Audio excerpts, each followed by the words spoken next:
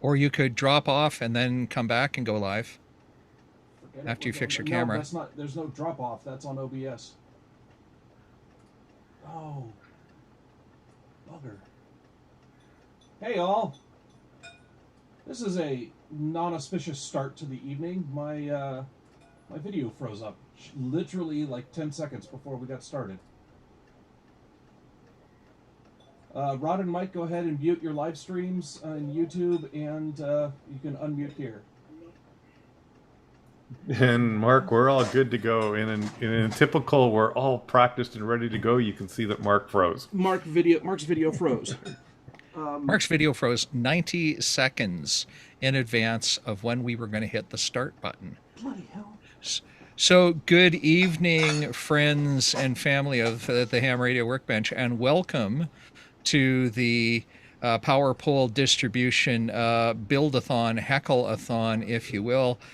Comments are open in the YouTube chat, and the three of us Canuckistanians will be managing the chat. So, please keep it down to a dull roar so we can keep up with you. And mostly I'm filling time right now so that Mark can get his camera going. Good evening, Mr. Rod. How are you tonight, sir? Just ducky. It's darn cold here in Ontario, or it's getting there after a tropical fall. How cold is it? It's not that cold. Wow, it actually isn't cold. that Okay. cold. Not compared to Alberta. No, It not at all. it was plus 10 today here in Alberta. It's Yeah, I think awesome. it's 6 degrees out right now. Yeah. Celsius, people, Celsius. And good evening, Mr. Mike. How are you tonight?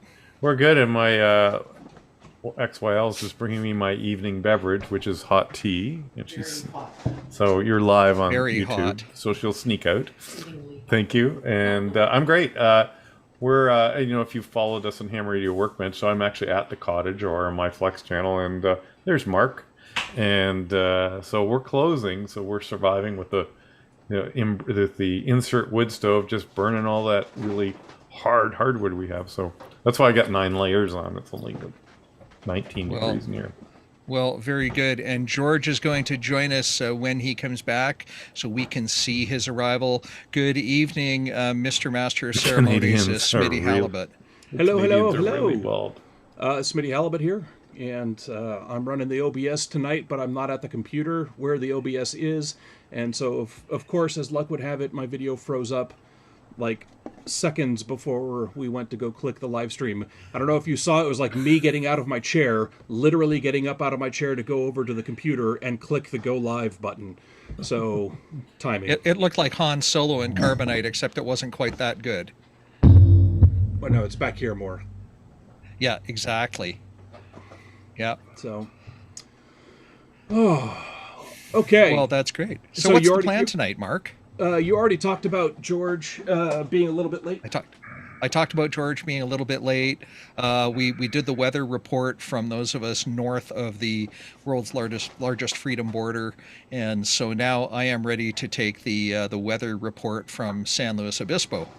Well, it was hot today. I think it was around 30 degrees, and that is Celsius, not Fahrenheit. We had kind of a heat snap over the last couple of days. No fog and kind of offshores, which means it's bringing in the warmer air from the inland valleys, where food comes from. But we're expecting that heat to die down and for things to start cooling off again tomorrow, get into the 20s and maybe the teens. But that's about as cold as it gets here. We'll occasionally get down into the single digits, but not often. Smitty, Mark, we have a technical problem that's being reported to us by Jeff Glass. Okay. He can only hear your audio going to the live stream. Uh-oh. Really? Really?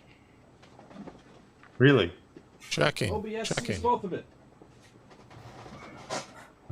OBS sees all of it. Just so you OBS know, sees right all here. of it. So Vince is telling me that the chat room is saying you can't hear anyone but Smitty on stream. Really? Marty is saying he hears all. I hear myself on the live stream playback. Marty says he hears also. Maybe False alarm. maybe Jeff Glass is having an audio challenge, or perhaps he's got the bald filter audio filter on. Yes, that's what it is. It's got a It's Canadian the follicle filter. Follicle. Follicle. Follicle? He's got a Canadian filter. Yeah. Yeah. It's like DX cluster filter. I don't want to see any spots from the VE3s. Yeah, I don't know Or sixes. how you DX would only. only be getting my audio. Hey, George. Oh, hey, look who's here. It's George, who we can't hear because he's muted. Can we take a vote on the chat? Like, is everybody's workbench look as organized as George? Yes. All right, George, That's are you going to be off to the disturbing. right of the screen like you are now? George, you have to unmute whatever device you're doing audio from. In All right. Zoom. There he is. Hi, George. Okay. How now, brown cow? How now, Much brown better. cow? All right. Hi, everybody. Hello, George. Happy Friday. Happy Ham Radio Friday. And how are things in the Bay Area this evening? I am doing weather reports while Smitty is just doing some last-minute techo thingies. The weather in the Bay Area is cool. It's been in the high 50s today and kind of cloudy and then a little bit of sunshine. So it's kind of a cool week, which is Kind fine. of a cool. Is that cool as in groovy or cool as in temperature? Cool as in cool, man. Cool, man. Okay. Well, now that we've got that established, that's good. Perfect. You got accused, George, of not being prepared. No tools or any parts are in sight. Oh, we could fix that. Well, you Well, need we to look thought- above. We've Cool. already We got thought it fully we could- assembled. He's way ahead of everybody else. He's got the fully assembled device. That's right. He doesn't need any tools. And Here, thanks to we- the magic not- of television. Yeah, and not only do we have an outlet strip done here, it's actually DIN rail mounted in honor of Rod, who's my DIN rail mensch. And I have reviewed this screenshot and I approve. So Very good. Okay. I want that right there. Okay. So, live stream viewers, can I get a quick sanity check from everybody there that everything looks and sounds okay? Because, again, we're kind of figuring this out as we go. I can now see the chat room on the screen in front of my monitor, or in front of my workbench, and I can see the preview from OBS. So I think we're doing okay. Hey, Rod, I found your kit. George just opened it. So yeah, there it is. because the U.S. Postal Service decided that electronic components was insufficient description for the customs form, they were all bounced back to me. So I'm going to build one. One of you guys, I'm going to build your kit tonight. Right on. It looks like you're building my kit. That's Am awesome. Am I? Okay, got it. You know, while we're doing that, I'm getting into 10 gigs, so I ordered my 10 gig transverter, and the great people at, I'll give them a plug at Down East Microwave, emailed it very quick, 2 weeks, said, oh yeah, we're sending it in USPS. I don't care. FedEx. I don't care what I'm paying until the stuff settles. She goes, well, you'll have to pay brokerage. Yeah, know all about that. Just punt it up here. It's great. So for our American friends listening, we the have Canadian a issue, yeah. deep distrust of brokerage fees in Canada, where you can pay as much as the cost of the kit. In fact, Or beyond more. that, just in brokerage fees. So that parts that are being laid out by George right now.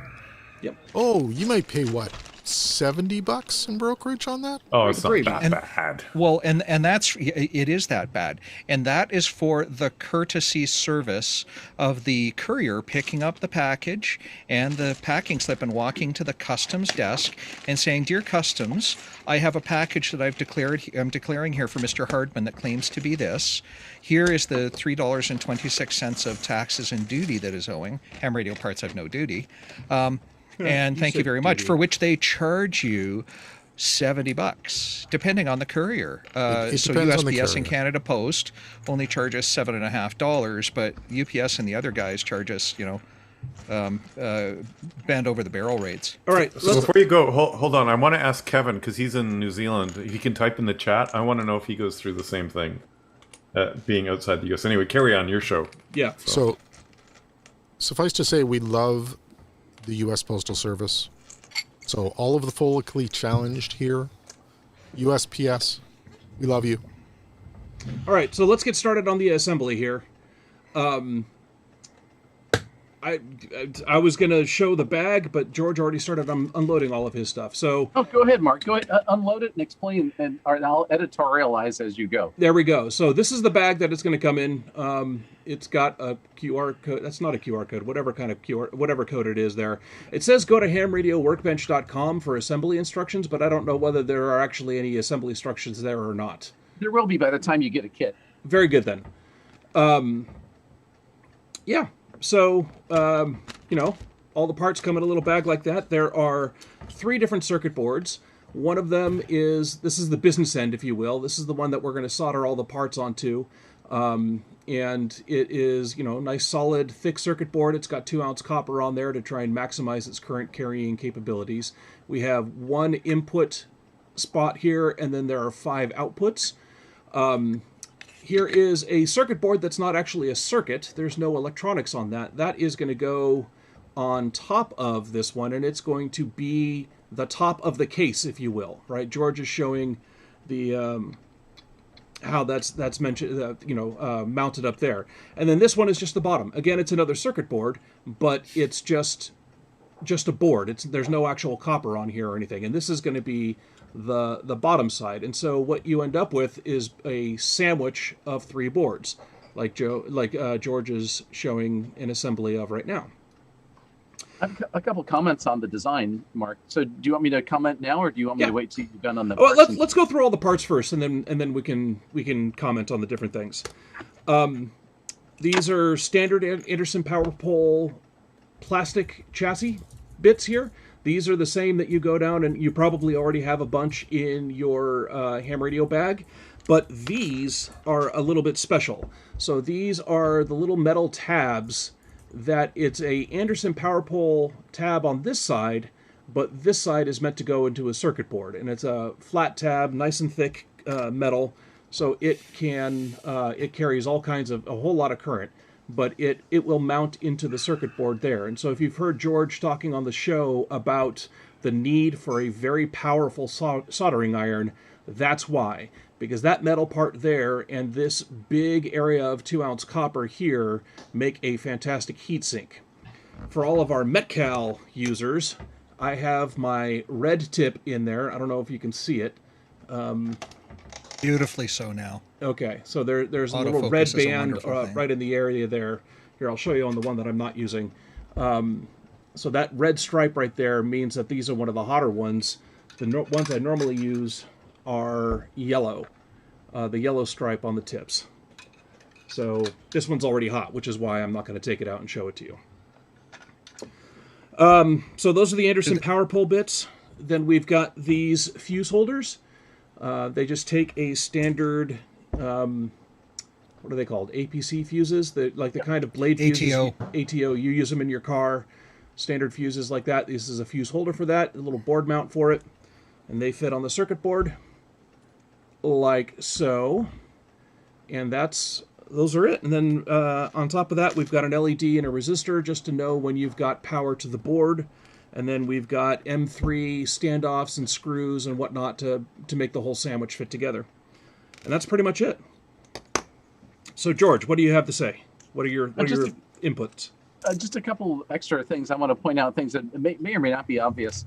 But in the base plate, there's obviously 2 extra screw holes here on the ends. So you can mount this to a surface. You can just put a couple of wood screws into the project box or machine screws or whatever you like. Or if you came up with your own design of some other backing panel, you can make your own, backing plate. The top plate, the reason to do this is partly because it looks a little bit nicer, but it also provides some lateral stability for the connectors.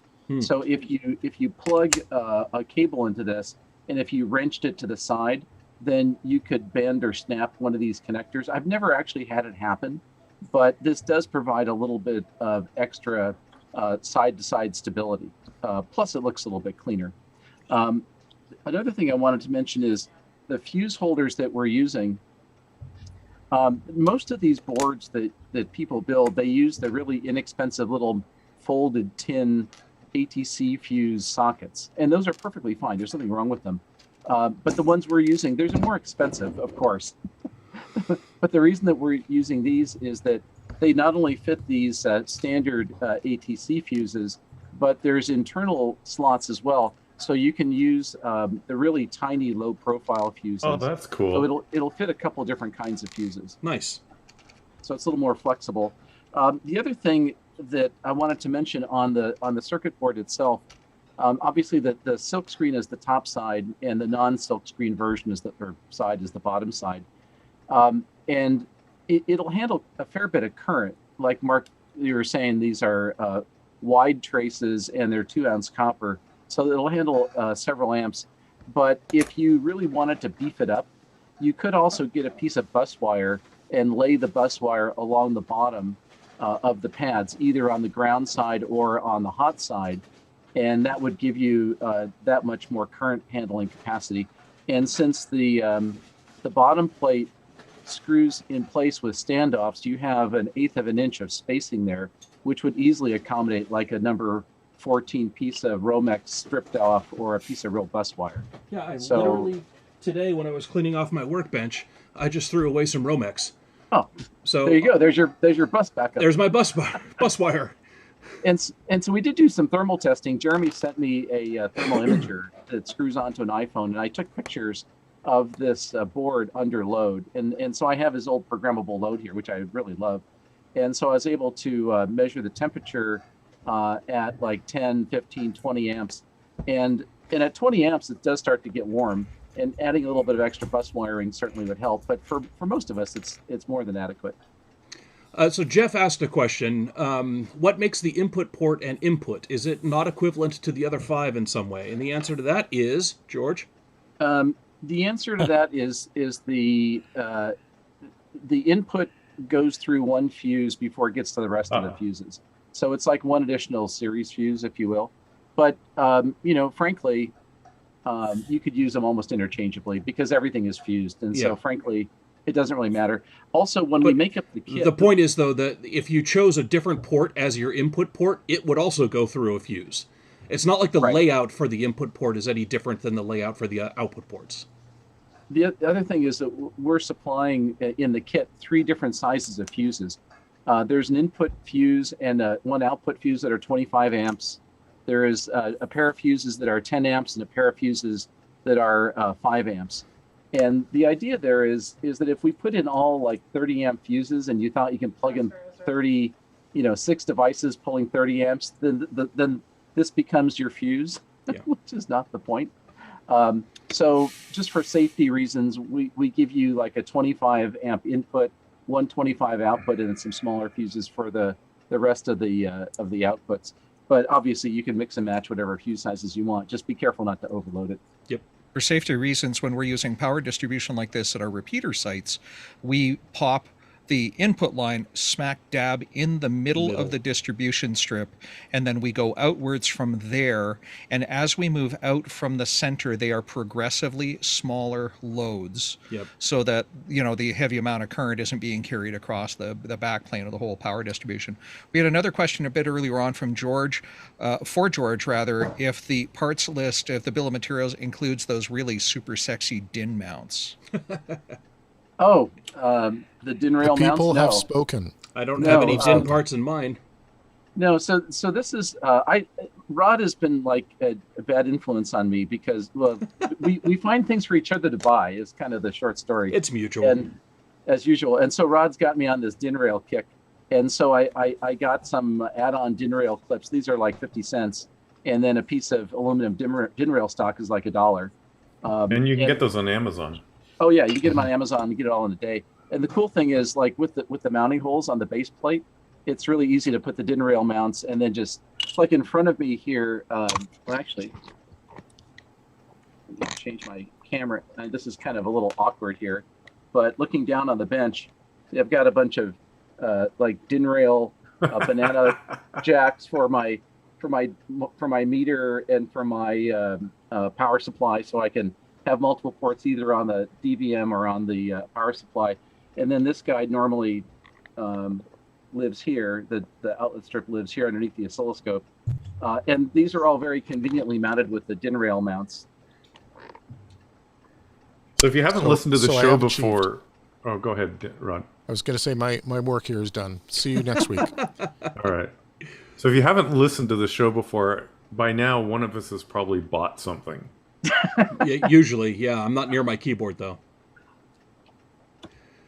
All right, let's go ahead and get started on assembly. George, but the first parts I would put on here would probably be the resistor and the LED, just because they're the smallest and the closest to the board. Would you agree with that? Yeah, it doesn't really matter what the order of assembly is on the board, but sure, that would be a good start. I like to do the small parts first, because it's hard to do a small part once you've got all the big parts installed. Just remember to have the color bands on your resistors all going in the same direction. Yes. Well, That's a thankfully, joke, there's because only one resistor. It makes it particularly easy to get that part of this right. Yep. The other thing is when you're doing the LED, everybody should know this, but LEDs do have polarity because they're Ds, and there's a cathode and an anode. And normally, this is not a rule of physics, but normally the longer lead is the anode. And if you look at the silk screen on the circuit board, you'll notice that the circle for the LED is round, but one side of the circle is clipped off and flat, and it actually matches the cathode side of the LED that has a very, very slight flatness on one side, which is very hard to spot it. So the easy thing to remember is the longer lead is usually the anode, and so the longer lead goes in the direction of the rounded side of the silk screen. If your silk screen happens to have a square hole and a round hole, like a square solder pad and a round solder pad, the square solder pad is probably the anode also. In this case, it's just round, so you got to put the long LED towards the round side of the silk screen. I can never remember any of that. I always go for the flat side. No, that works. Yeah.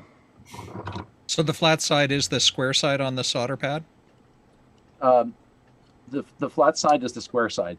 Is the flat Here. side? The flat side is of the LED is the flat side of the circle, which makes it not a circle. But it's flat. Oh, look at that. So the silk screen has a flat side on the silk screen, and it's going to be harder to see on the camera, but this LED, I don't know if you guys can see it. There's a flat edge on it for sure. Yeah, right on. Yeah. So that flat edge goes to the flat side on the silk screen. And we have first smoke already on George's camera. Well, when you're using hot irons with flux core solder, you're going to get smoke. I'm pretty and sure. you'll notice that George soldering away already has no feeling in the tips of any of these fingers. We've long since burned them off, right? Or soldered them together. Or soldered them together. Yeah, you're supposed to hold the cold end of the iron, not the hot end of the iron. If it smells like you're baking chicken, you're doing it wrong. Indeed. So this is a good time to mention that it's always a good idea to have the right tool. So for snipping off leads, I like these really short, what do they call these things? Diagonal flush cutters. What's that? Either flush cutters or diagonal cutters. Flush cutters, thank you. Oh, George has flush cutters. Okay, yeah, I just use simple diagonal cutters. Yeah, so we had a big discussion on one of the episodes about what's your favorite diagonal cutter, and maybe it was Jeremy that came up with this. These are CHP 170s. Yep. Or maybe those Vince, but these are like $6 on Amazon. You can buy them in 3-packs for like $18, and they're from Hacko. They're very, very good. Yes, they are. Yep. I have two of them. I have one for a really fine size of wire and one for a size of wire up to 16 gauge. And then I've got my 7-inch, what's the blue handled tools called? Channel lock, lineman side cutters. So kind of nothing in between on my bench. But anyway, the flush cutters are wonderful, wonderful tools for assembly. Oh, George. You used fuse holders that have little tiny leads on them. That's actually, the fuse holders are fine. The board just happens to be thick. Oh. Well, here's the trick on how to do these. Okay, I have a tip. Actually, I've got a couple of tips. The first thing is, literally, if you're looking for a stocking stuffer for Christmas, tell your best friend, significant other, or otherwise the person that's buying you a present to go buy you a Hako FX601. And once we Hako start FX soldering, you'll 601. understand why. Amazon.ca. Yep, I'll find the link. This thing has a big, like, 1/4-inch chisel tip, and you could brand a cow with it if you need to. So, and it's a variable temperature iron. I just tend to crank it near the top, and I'll show you why that is really super useful. So when you do these fuses, one of the options before doing the LED would be to do the fuses, because you can stick all the fuses in here and then flip it over and solder them all together. But we'll try to kind of do the same thing. But how do you hold the fuse holder in while you get the first lead in? You flip it over very carefully and very fast. No, very fast. It just flies plate, across the room. Take your bottom plate, put it on top of the fuses like a sandwich. Okay. Like that. I'm holding it with my finger, but unfortunately that means I can't hold the solder, so I've got the solder draped over my So like right now, they're upside down with the little legs pointing through. Come on. See, so I don't have to hold it. So I'm going to take my big soldering iron here, and I'm just going to pick one of the pads, and I'm going to put pressure on it to make sure that the board is pressed, down against the component, and I'm going to solder just that one pin. Now the problem is, because this, for heat dissipation reasons, for normal use, the heat from the soldering iron is going to take a while to distribute on the pads.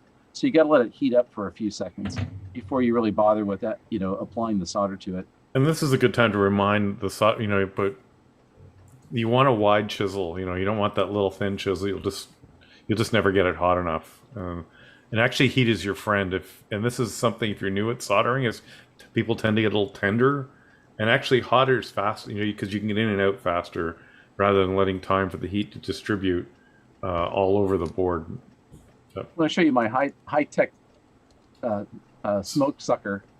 So this is an old 12-volt fan with a piece of foam that I hot glued to it. So it's a one-time use fan until it gets all clogged up. And so this is my solder smoke sucker. So I'll just put it. I was exchanging some photos and some ideas with a gentleman on Twitter from Germany who has a super quiet 120 volt fan, and he's mounted it on an old gooseneck lamp base, a really heavy base, and he can aim it exactly where he wants it to do solder smoke with it. George, mine isn't nearly as pretty as yours.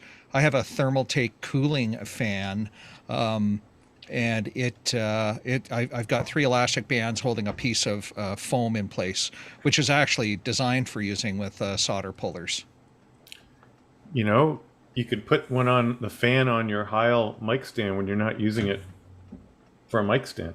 Oh, there's an idea. Now I'm doing 1 pin per fuse block, because once I get 1 pin in place, I'm going to flip it over and make sure they're all against the circuit board. That's exactly what I did. Yeah, because otherwise you flip it over and figure out, oh, one's cockeyed.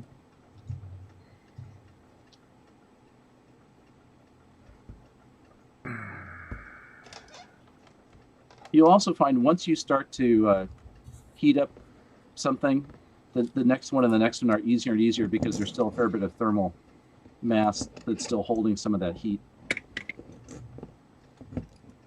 Okay, so there's all 6 of them on there, and I'm just going to look at the side here, and yeah, they're all pretty flat except for the one on the very end. So I'm just going to apply some heat to flow the solder and push it down before I go back and do the rest of them. So I do this with like every part, whether it's a resistor or anything. Is put in one lead, solder it, flip it over, make sure it's flush, or push it and reflow the solder to have it snap against the circuit board, because you just don't want the thing kind of sitting up. Okay, so now I got 1 pad on each one soldered. How are you doing yours, Mark? I've got 1 pad soldered on each one, and I'm moving on to doing the other 3 pads on Currently, I'm on the first one. Okay. Now I'm going to just go. We have somebody who's declared a bingo in the chat. John McGrath has bought something. What'd you buy, John? Yeah, what'd you buy, John? Tell us, and we'll share that with everybody. We'll come back in a bit. I have been posting links to these flush cutters and everything else that I can find, and the soldering iron, of course. I couldn't find an inexpensive link for the soldering iron. It came up at about $150. In the U.S., they're about 80.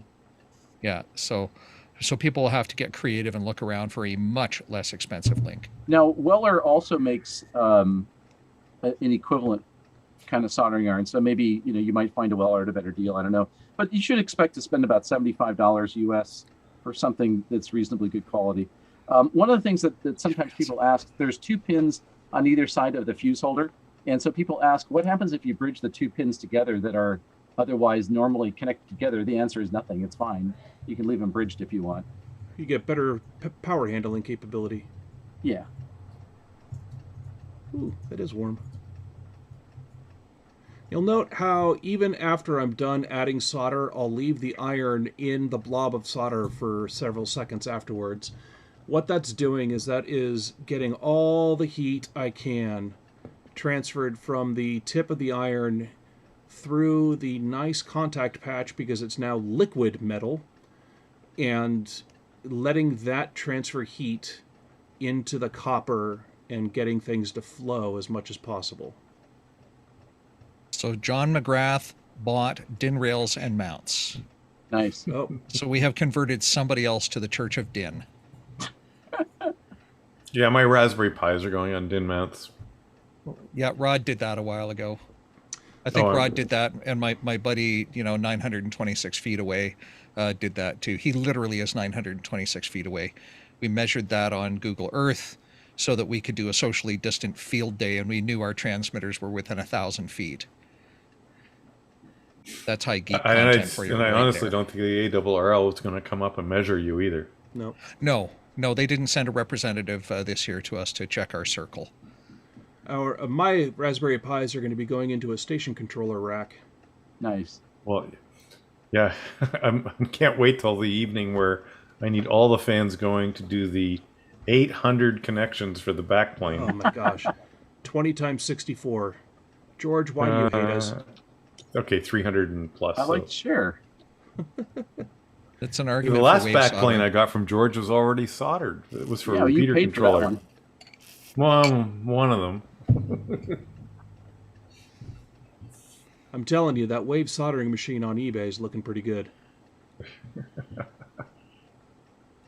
It's if you're making a lot of those things, it's really not that bad to just have them done professionally, of course. Yeah. But you can't just do that with one.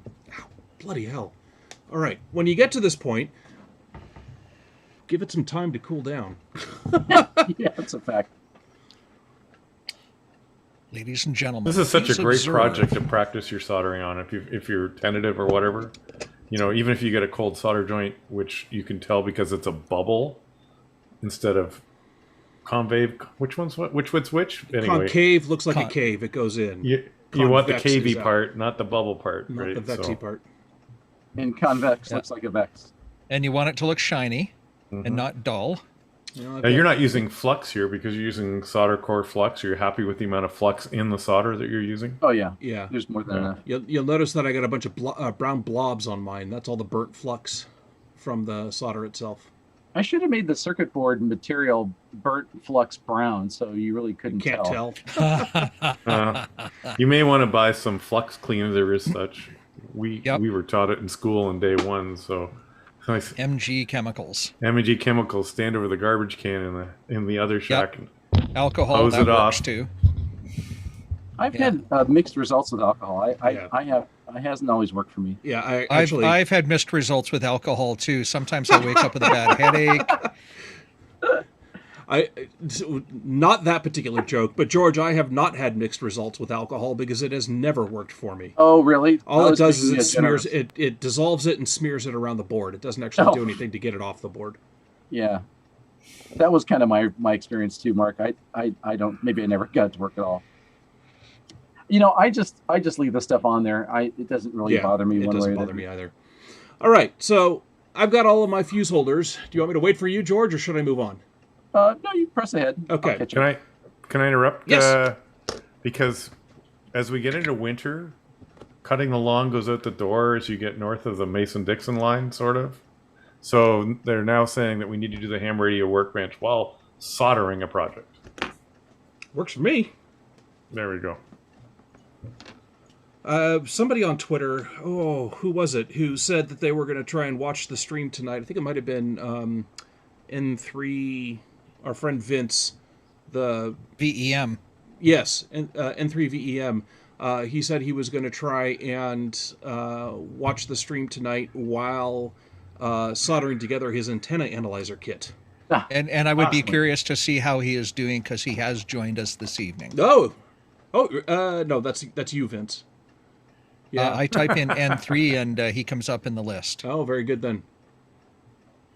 So that's awesome. Now, the one thing I use solder there he is. flux remover for is I use it to take smoke residue off radios that I bought on the cheap from estate sales. I had a Kenwood TS120 that I bought so incredibly inexpensive that I couldn't complain. I got it for $60. And it was some alcohol, and it was some flux remover, and it was swabs and wipes. And it was 38 of the 40 hours I spent restoring that radio was cleaning smoke off of it. Like as a but flux remover worked really, yeah, it was. Flux remover worked really well for that. I was really quite surprised. Wow. But the secret was getting all the nooks and crannies. Yeah. Wipe every wire down, wipe the tops of every capacitor down. It was everywhere in this radio. I had a high gain rotator controller, and I bought it like you did, and I went, I don't remember them making a specialized gold edition on the front panel. It wasn't gold. Oh, great! How'd it smell? It never came in the house. Yeah, I don't blame you. Until I got it cleaned, it was sitting in the garage. So, okay, Mark, I'm about to do a PowerPole connector. What were you going to do next? Well, I'm actually taking this time to put my Romex on. Oh. Okay, while you're doing that, I want to comment on the PowerPole connectors while you're working on the current increasing mod. Oh, okay. By the way, while you're at it, you might notice that on the board. I was actually just going to start talking about those. Yeah. So you explain it. Well, so when you look at the main board, there's 8 holes, and the holes in the corners are for the mounting hole for the 440 mounting screws. And then you see there's a pair of internal, further in holes on each side. And they happen to line up perfectly with the solder pads here and the solder pads here. So the idea is that you could take your piece of wire like Mark's got there. If you wanted to do a 90-degree bend at the end and then poke it through that hole, it kind of helps center it and kind of keep it in place. It's absolutely not required at all, but the hole's there just as kind of a handy guide. An assembly aid. Yeah, exactly. There you go. Exactly like that, and then bend over the other little piece, and that way it kind of holds it in place while you're starting to solder it. Once it gets soldered, it's if it falls off because the solder melts, you get bigger problems. But what the heck, during construction, and it gives it a little bit of mechanical stability too. Well, and it's a convenient way to hold the wire too. While you're soldering it, right? No, exactly. Yeah. That was sort of the idea. Brilliant. I'm going to talk about the PowerPole connectors while you're doing that. Okay. The original kits that we made used the standard PowerPole shells, which we're using again tonight, and then we would take the 30 amp PowerPole connectors, get a piece of Romex, like 14 gauge Romex, solid copper wire, stick it in here and solder it or crimp it, and then stick that through the circuit board and solder to the circuit board. And that's perfectly fine. But for this build, rather than use those round pins, we decided to use the PowerPole flat connectors. These are actually rated for 45 amps. And if you put 45 amps through this distribution board, you're on your own, because it's not designed to handle anywhere close to that. So these will more than handle it.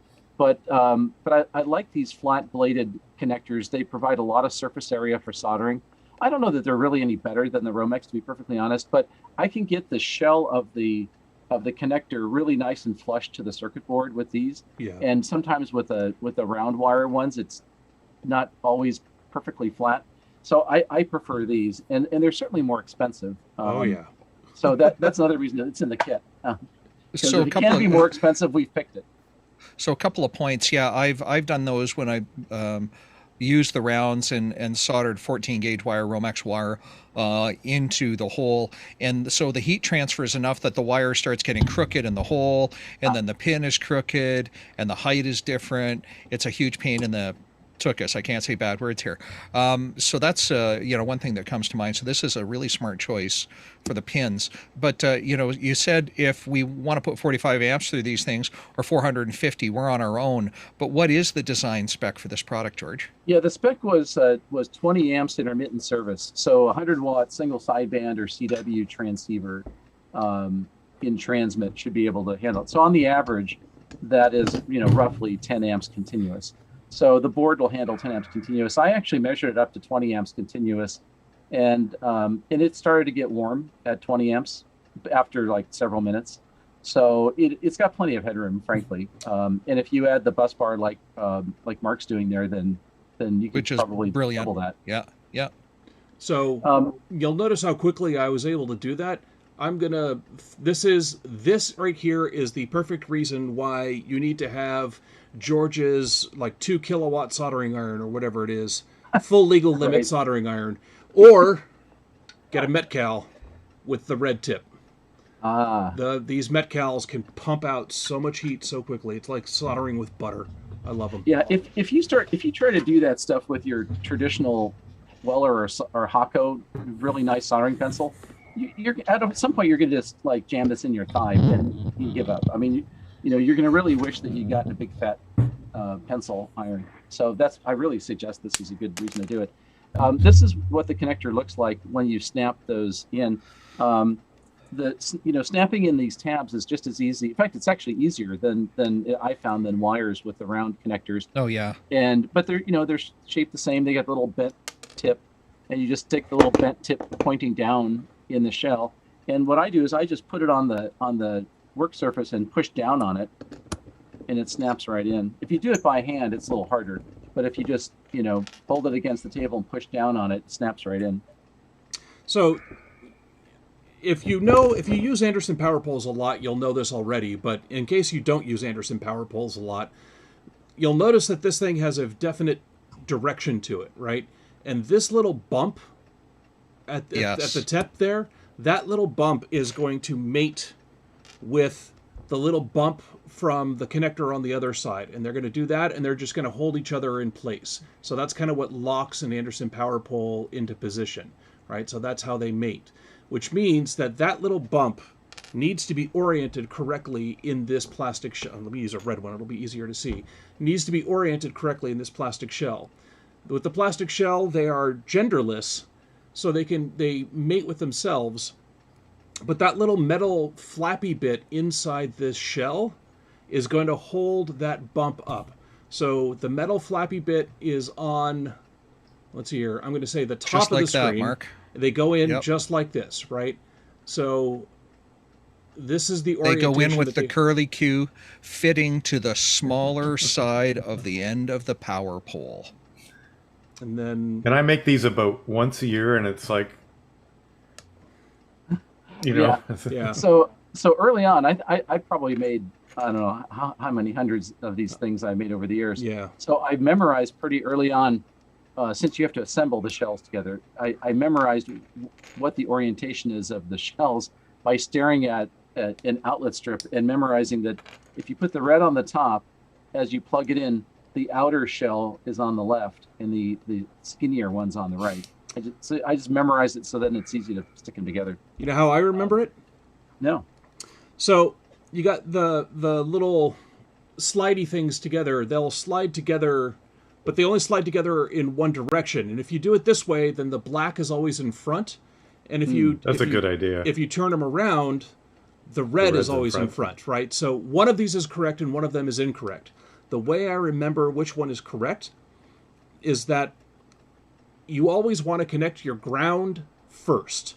You never want anything to have power connected without ground, because it'll typically find a ground through something else, like, And that's a bad thing. like shield, or the ground returns on your serial cable, you know, the little 28 gauge wire or whatever, right? So when you're hooking up power, you always want the ground to go first and then your power to go in.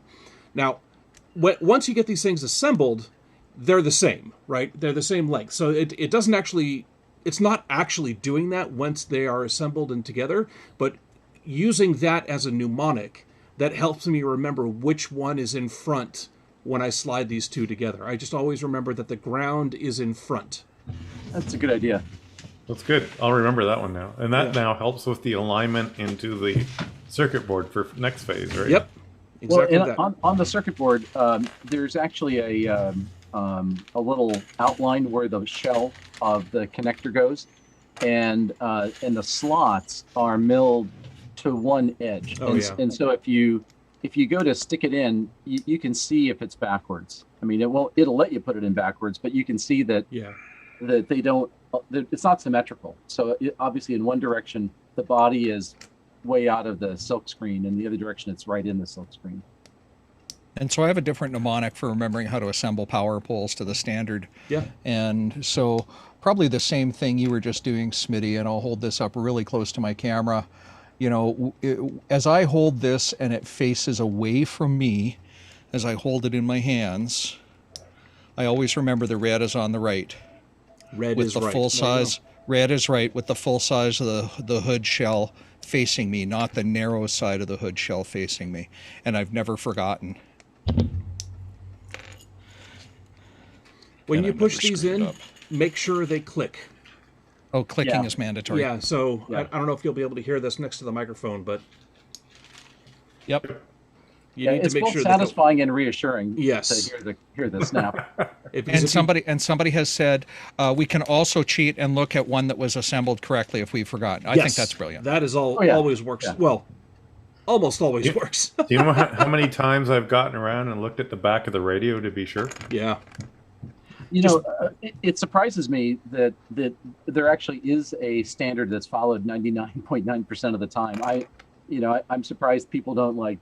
Usually, if people consciously don't hook them up in a standard way, it's because they're using it as, let's say, on a like in a power box. You might have a normal black and red pair for your load, and if you have a solar panel input, sometimes guys will use like black and yellow or black and blue or some other weird color, so they can look at it and know, oh, it's not black and red. That must be the solar panel input, as opposed to the 12-volt DC output.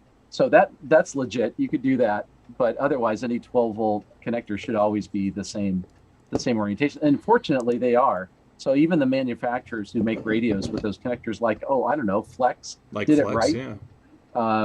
That's the radio I look at. Yeah. Can you imagine if somebody like made a bazillion radios and did it differently? Then there'd be a revolt. I have something in my head that somebody did, and it might have been a competitor. Now I can't remember, but I've seen that on, like other. I've never seen that on power poles, but I've seen that with other connectors where, like Molex connectors and stuff Just like use that, a where different standard. there's no standard, and you're really risking it.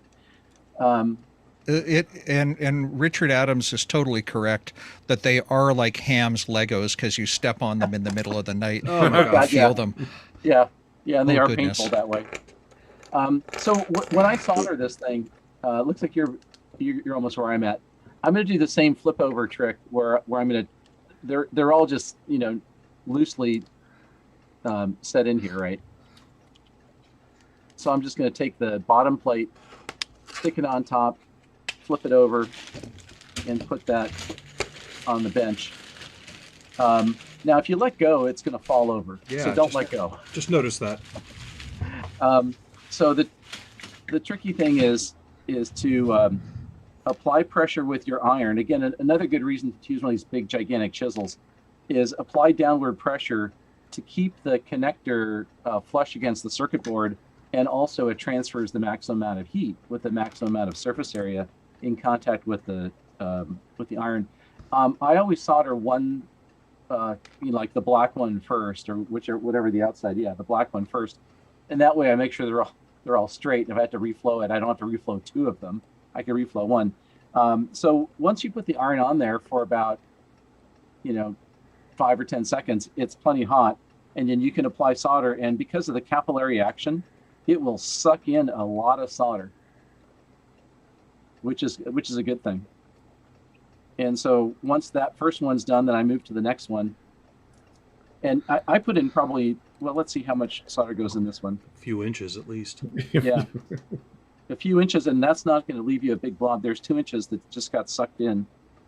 And it's not pooling on the top at all. Nope. It's all sucked down in the crevice. And so here's one of my favorite tools for soldering.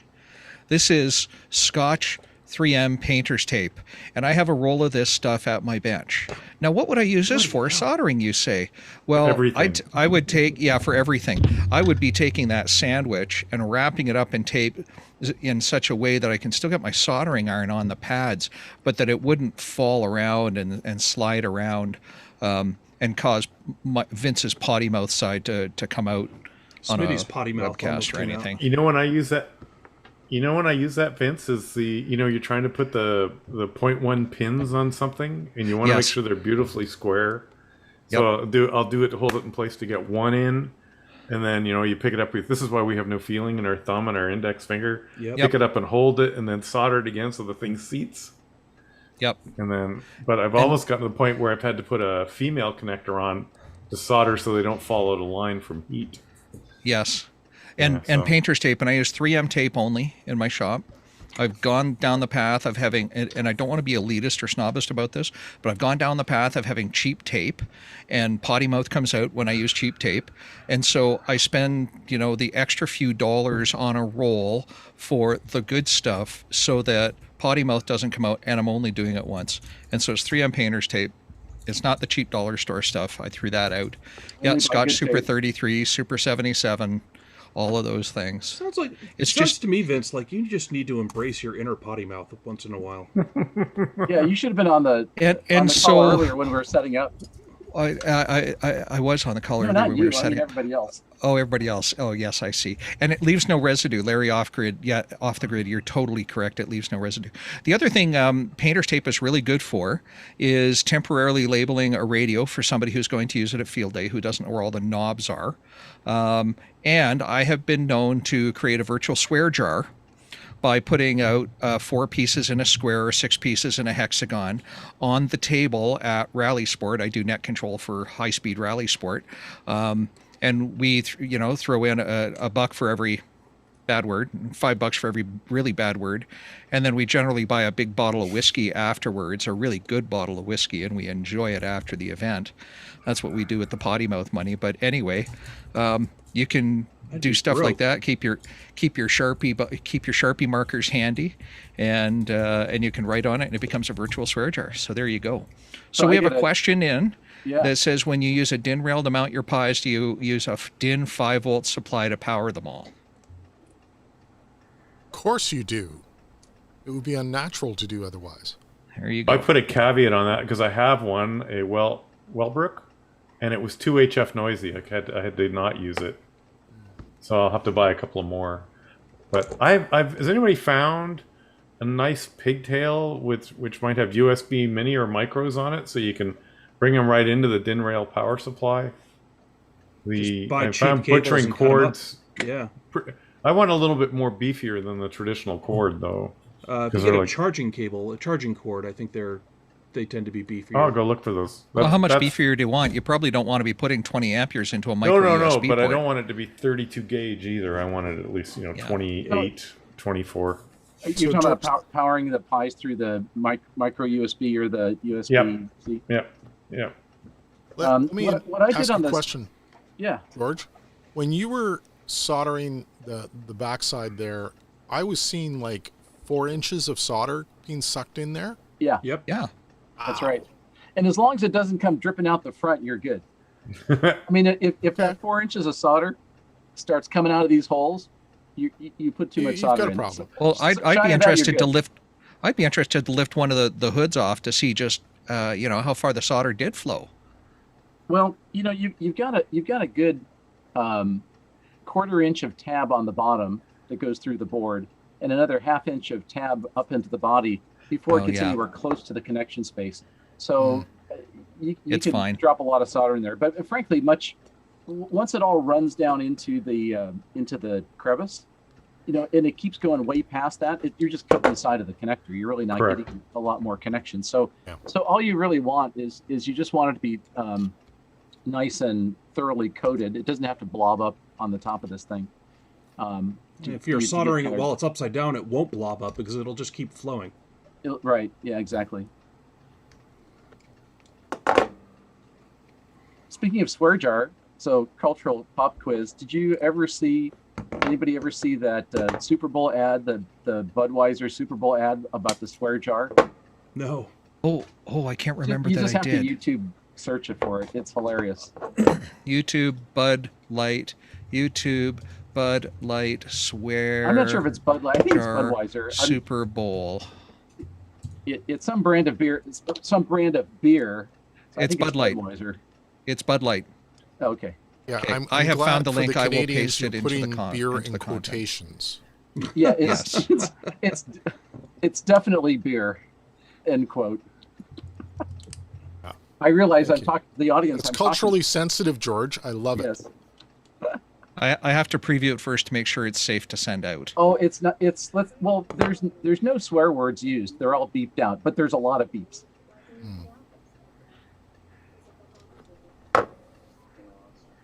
Yeah, it's beeped out. I can share this. That's great. I have never seen that No, before. it's really funny. I'll have to watch the rest later. Here's my 5-volt power supply that I pulled because I found it was a little noisy. It's overexposed. So Mike, it did mean well. they Womp, did nice. womp, womp. But Wah. So this was the MDR 20-5. If anybody wants, I bought a couple of them. The first one was noisy. I always buy 2 of everything. So I'll So what you're over the- saying is don't buy the Meanwell MDR 20-5. Well, maybe it's just this one. Could be one. Quality control. Well, you buy them in 2s, so what is the other one doing? I'd have to break the saran wrap on it. I In will. the name of Collector's science, item, Mike. after I all. will. In the You know name what of happens? science. I do it all right the first time. I power it up. I'm going home on Sunday or something from the cottage, and just on the way out the door, I'll get on HF and go spur, rip it out, and put the wall cubes back in, and then never get back to it. So a new Flex customer sent me a screen cap just the other day, and he said, "What are all these spikes across the display?" And I said, "So I have a test for you to do. I would like you to ensure that your new 6400 is running on a battery, and then I'd like you to turn off your house's master breaker and see if if those spikes go away. If they do, the problem is inside your house." And he went, "Oh, that's what noise looks like." Yeah. So, Mike, you Yeah. were talking about this recently where you said something that really tickled me. It was like, we never knew we had all kinds of horrible noise and trash until we got spectrum scopes on our radios. And now we realize how much noise we have in our environment. It was never a problem before. We couldn't see it. You didn't know it existed. Now, yeah, my the particular rotator controller I was testing through the summer. Normally, I wouldn't care the beam turns, but now I'm looking at 3 megs around 20 meters spur, because it was pulse width modulated, right? And so, and you get the idea of it. Yeah, we get that a lot. We get a lot of, what's this? And of course, because it's so sensitive, you can see like right down into the noise. Oh, it's probably always been there. You just didn't see it. Yeah, exactly. So now it bothers me because I know it's there. Yeah, I know Ignorance it's is there. truly bliss in this case. Yeah, damn it, Mike. Why did you ruin my ignorance? By the way, this unit that was assembled already, you can see there's a big wire hanging out the end, not going through the front. So that's obviously a hack. And in this particular case in the bench, I was going to always power this unit obviously externally, but I just freed up one extra jack by just taking the wires in and soldering them to the bottom of the board. So, you can hack whatever you like. So, George, Yes, Mark. if you notice, the height of the wire of the bus bar on top of the Anderson power poles is probably 1/8 of an inch higher off the board than the bus wire by the fuses.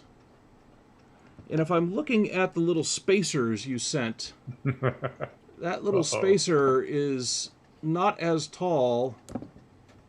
Shoot. Yes. That little spacer is now lost on my dirty floor. Yeah. Bingo, you're the first one. That's the problem with something that weighs negative grams and is transparent and white. Yeah. And is like, yes. So in this case here, we're with this spacer. It's an 1/8 inch spacer. So assuming you're not putting anything under the board, that works fine. If you do put much of any additional elevation underneath the board, then you can go to like a 1/4 inch spacer. Or, it doesn't matter. So that's pretty common. Are you actually using 440s and not M3s? No, they're 440s. Oh. We don't use those stinking metric things here. Oh my God! This is America, man. Everything Freedom. is M3. Freedom nuts. Standardize on M3s, man. No. Everything is 440, 632, American standard. Wait, that's a toilet. And in Canada, we're doing both. Whatever, it's you got to have both. So I'm going to go ahead and put the bottom plate on here while Mark's trying to find the impossible to find. No, Mark's gone. getting out his stock of M3 stuff and is. Well, you could use your favorite unit of measure screw. You don't have to stick with the industry standard 440. Industry standard. Okay, so I'm going to go ahead and start doing the bottom. So this is the only thing that takes any dexterity. So basically, the sandwich consists of the bottom plate, followed by the little standoff, then the device, the main board, and then a hex standoff on top of that. So what I do is I take you take the longer 1/2 inch screws, 1/2 inch long screws, stick them through the bottom. So there's 4 of those. You can do them 2 at a time or do all 4. So I just take it, pinch them a little bit so they don't fall out, or put my finger on the bottom and flip it over. So there's the 4 screws pointing up. And then I just put the little clear white plastic standoffs. And if you, here's a tip. Saturday night, you sneeze and the 4 little standoffs go flying off into the ether. You can just get some spare 440 screws, or I'm sorry, 440 nuts or washers, and just stack them on there. It's not, there's nothing magical about these standoffs. They happen to be plastic. They don't need to be plastic. They could be metal. So anyway, you put the 4 little plastic standoffs, and then you take your now electrically assembled thing and just set it on top with the screws popping through. And then you grab these hex standoffs. So these are threaded all the way through. So it's like a gigantic nut. And they're 3/16 in diameter, so they're nice and small. These are incredibly expensive. Yet another thing that you can find cheaper, but you can't find better. So these are not the cheapest kind of parts in the world, but they work really well. And so you can just spin them on top of the screw to get some of the threading. Just to put it like on finger tight. And you could do that without picking it up. If you pick it up, the screw's going to fall out. So don't do that. So just spin them finger tight.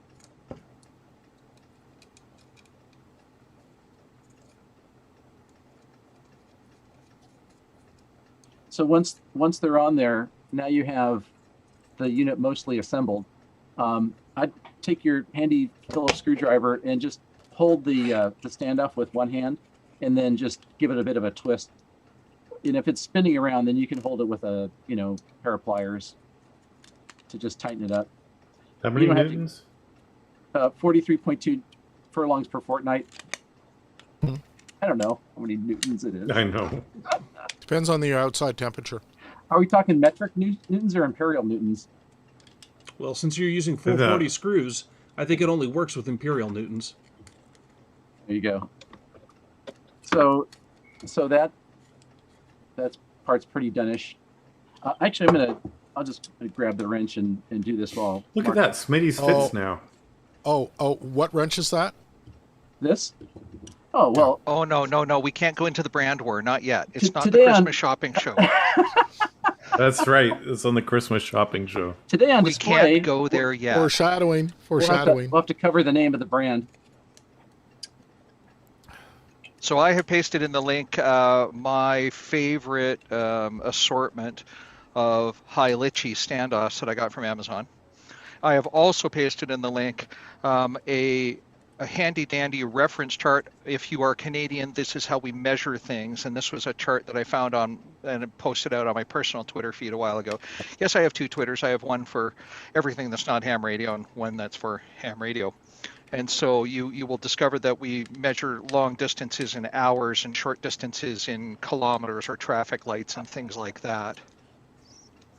I grew up in Los Angeles, where all distance is measured in hours. Yeah. Mm-hmm.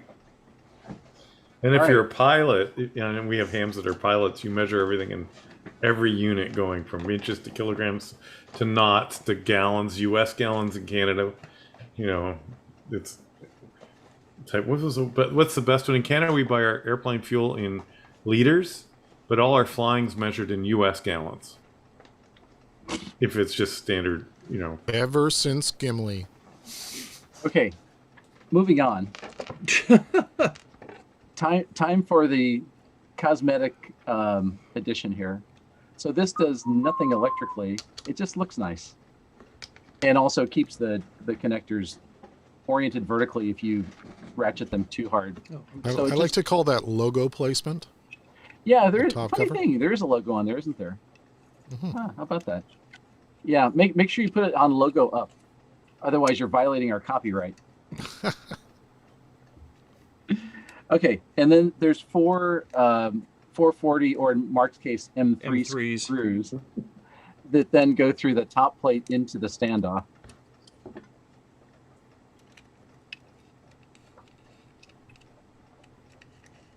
Rod, we buy our fuel in bags. I didn't know that. Wood? Oh, yeah. Bags No, of we wood. buy our milk. We buy our It's milk like the in milk in bags. bags. Yeah. Yeah.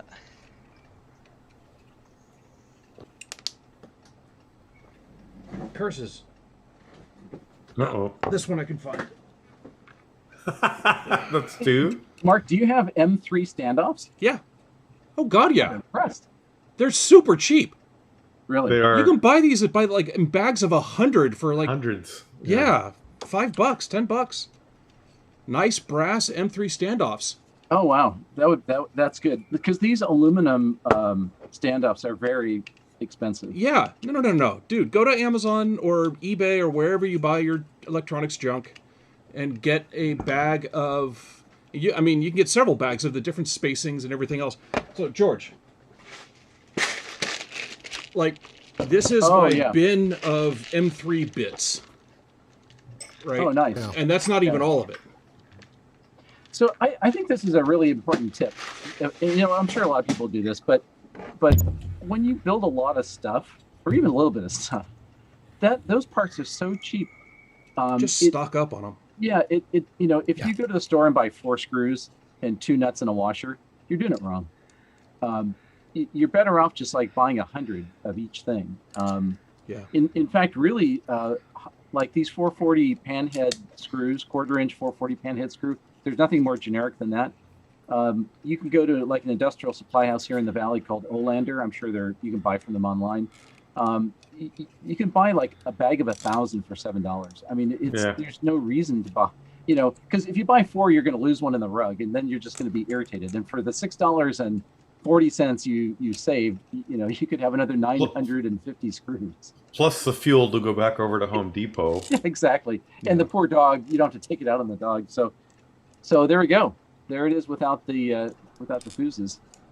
And that's a really valuable lesson. And Andreas Spies, we interviewed him a few weeks back, right? It's one of the recent podcasts. And Andreas had this wonderful way of talking about building up his projects in a modular fashion. And, you get your PAM 8207 amplifier board or your buck converter board that you can vary from 6 to 14 volts or whatever. And you get these little modules for 63 cents off AliExpress. Well, he had this whole library of these modules, and all his projects were built out of these modules in the same. And so he had dozens of these things on hand, and he had a big variety of them. In the same vein, having a selection of standoffs and 440 or M3s or M6s or whatever to have always available. Me, I've got this big bag of PowerPoles. I've got 4 sizes of them, and I've got all the shells and a thing. I even have the PowerPole pin extraction tool. It comes in handy sometimes. PowerWorks sells those. Yeah, yeah. Mine aren't nearly that well organized. Mine are in Ziploc bags, but you know, different strokes for different folks. The other thing I will point out is get yourself a crimp tool with these jaws that are these swappable jaws. Yes, absolutely. They're called dies. Dies. Dies. Yep. Yeah, it's not in reach from where I'm sitting right now, but I have 2 of them, 2 of the jaws, because the hand tool, because I keep one with all of my RF crimp stuff and then another one with all my DC crimp stuff. So I've got an Anderson PowerPole crimper. I've got the, yellow, blue, red, terminal crimpers. There was something else I had on the DC side, but on the coax side, I've got LMR 400, 240, 198, or 195, and then the 100. So I've got crimps for all the different sizes of cables that I use. A ratcheting crimp tool is a must. Yeah. And this one is not expensive. This one is under 50 American dollars. Yeah. You can spend a lot of money. 30. Yeah, they're not much. You can spend a lot of money on them. You can spend $300 on a good handle, but here's how I organize my crimp tools and my crimp dies. That stays in a dedicated tool bag where I've got some extra connectors. So I gotta hold on. I think I've got the best answer for if you're gonna get really into this stuff, you can either move in beside Mark, George, or Vince. So we got the whole continent covered. Mine's not so bad, but I do have a question. And actually, I thought of this much earlier, so I'm glad that John McGrath brought this up. Was it John that asked about resettable ATO fuses? Because I actually had thought about that as well. Yeah. So resettable fuses is it's a good question.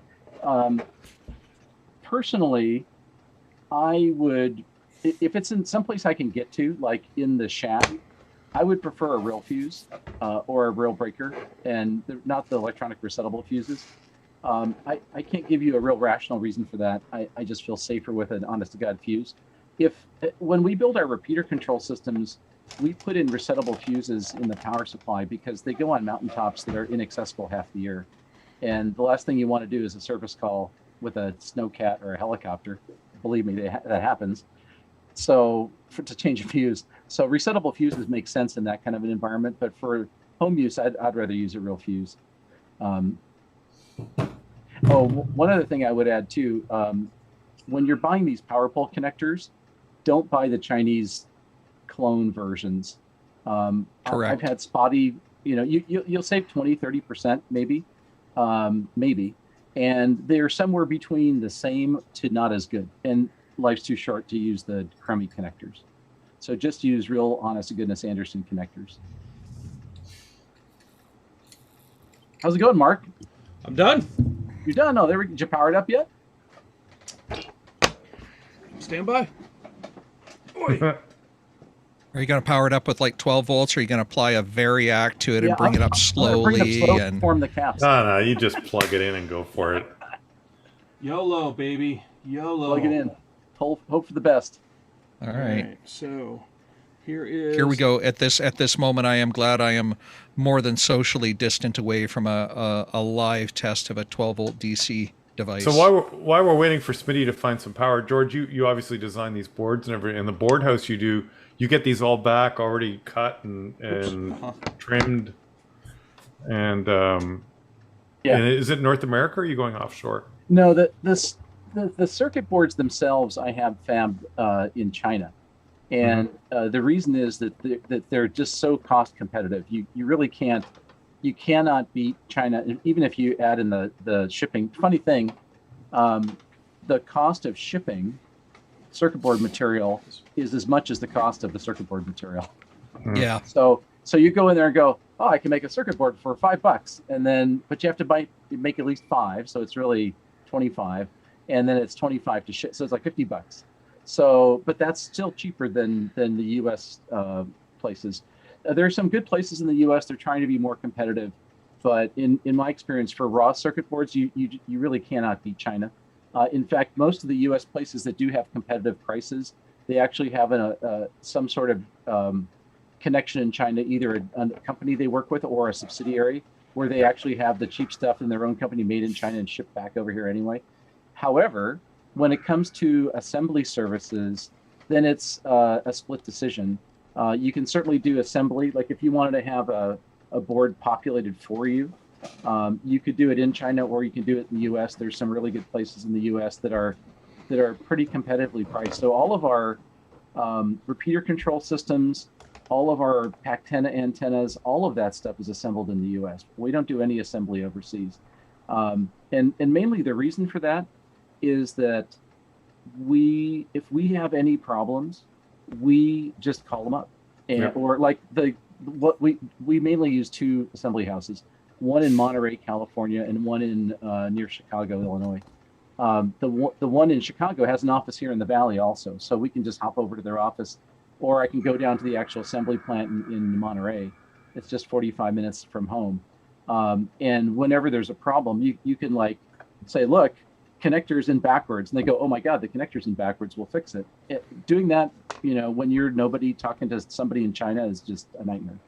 Now, on the other hand, if you're going to do a turnkey assembly where there's zero human intervention required, and you could make it work with those houses in China, then that's a really viable path too. But we just don't do that for our products. We just do them all here. And we can get the prices we get quoted here for assembly, for the kind of stuff that we build, is probably, could I get it cheaper in China? Yeah, probably a little bit, but it's just not worth it. You're getting questions asked in the chat room. People are asking, who are the houses you use in the U.S.? Or Chicago. Yeah, so in Monterey, California, it's a company called Synergetics, Synergetics. If you call them, ask for Jeff, tell them that I sent you. Jeff's the owner, so I mean it's not a huge outfit. I mean, we know the guy that owns the place. In fact, he bought it from another guy who we worked with for like 15 years, Dave, who's Jeff's predecessor. So they have several buildings in Monterey, and they run all kinds of surface mount assembly and through-hole assembly. And then the outfit near Chicago is called AccuTrace. And they're a big, ISO certified, well, as Jeff is too, big ISO certified assembly facility. They're very good. We've also used a company here in the Bay Area called AQS in Milpitas. AQS is very, very good, but we don't use them anymore because they raised their prices. They went into almost exclusively doing medical instrument assembly, and that just prices us out of the game there because we don't need what they do. But there's a lot. I mean, North America surprisingly has a lot of very good assembly houses. There's another one I've used here in the Bay Area called Sierra Circuits, but they're more expensive. So I tend to work with Synergetics for most of my surface mount stuff, and for a lot of other assemblies, I'll use AccuTrace. So I'm working on a project right now, and I've decided to experiment with having somebody else actually do my board assembly for me. And I use JLC PCB in China for my PCB fabrication, and they also offer an assembly service. And so the last couple of boards I've had fabbed, I went ahead and had them populate all of the surface mount components for me. I still had several through holes that I needed to add myself. I maybe could have, like, if I'm doing a large order, I could go through the trouble of getting them to do those as well. But for the 5 prototypes, I don't mind putting my own header pins on and that kind of thing. And so far, my experience with that has been reasonably positive. It's a lot of online, like searching through their parts catalog to see what parts they already have. And they have 2 different types of parts. They got basic parts and extended parts. And if it's a basic part, like a 0.1 microfarad 603 MLCC capacitor, they've got those on spools already in the machines, and all you pay for is the 2 cents per unit or 1 cent per capacitor that they stuff on the board or whatever it is. If it's an extended part, which is not one of the catalog of parts that they have already on the machines all the time, then you pay a one-time, I think it's $3 or $5 or something like that, a load fee, where somebody has to go to the parts rack, grab the spool, load it into the machine for your parts run, and it's a one-time fee for that load, no matter how many of those parts you use, and then you pay the per part on top of it. So if you're doing small runs, it can get kind of expensive, but if you're doing large runs, the extended part, it's literally, I think, $5 or $8 or something on that order. So it's not that big of a deal if you're going to be doing a large run. I've been experimenting with that, and I've been pretty happy. They've got a lot of parts in their catalog. A lot of them are out of stock right now, but everybody's out of stock on a lot of things. Kind of hoping that improves at some point. But it is affecting what parts I choose for things. Like, they have this particular part in stock, and they don't have that part in stock. I will use this one instead. That kind of decision. And I really want to try that. Most of my circuit boards, when I get raw circuit boards fabbed, I've been using JLC for the raw circuit board material fab, because their quality is very good and they're very fast to ship. Is it JLC number on the bottom? Yep. Does it say JLC or what is it? No, but I suppose other fab houses could be doing the same thing, but JLC always puts the little code on it. So yeah, I really want to try what you're doing, Mark. I think that I definitely will take advantage of that. This is an example of what Synergetics did. This is one of the circuit boards in our repeater controller. The repeater controller handles up to 8 ports, and a port could be a repeater, a link, a VoIP circuit, whatever. So it's a full 8x8 cross-point switch. So everything is surface mount except for the headers.